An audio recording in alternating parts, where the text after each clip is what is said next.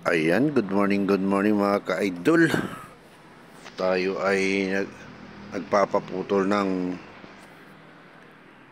puno ng kawayan. Ayan o. Kasama natin si paring Isong. Nanguha tayo dahil para may pambakod sa linggayin. Matinik pero kailangan pagtiyagaan para makuha yung... Andito kami sa Balyon.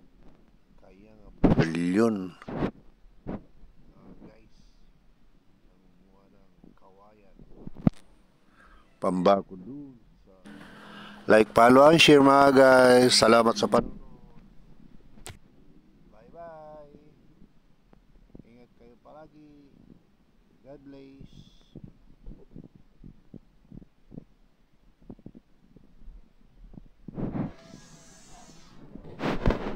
Ayan. Daming kawayan dito sa Kayanga.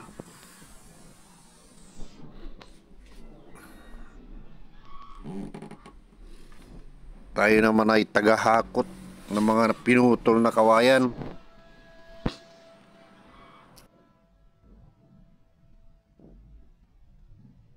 Hindi pa nakaumpisa na magakot yung mama, mukhang pagod na pagod na.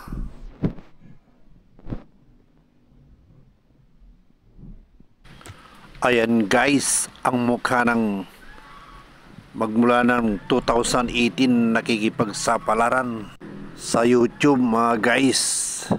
Hanggang ngayon wala pang nakakapansin. Tumanda na tayo. Ay nako, ganito talaga ang buhay kung hindi ka papansinin. Ayan guys, marami na akong in-upload pero wala yatang namamansin sa akin. Mukhang walang maawa sa akin. Guys, pansinin mo naman ako. Mag-comment ka naman dyan kung nanonood ka. Ayan guys, nilalagay na natin sa pugpug yung mga pinutol nating kawayan at dadali na sa Lingayen, Barangay Baay.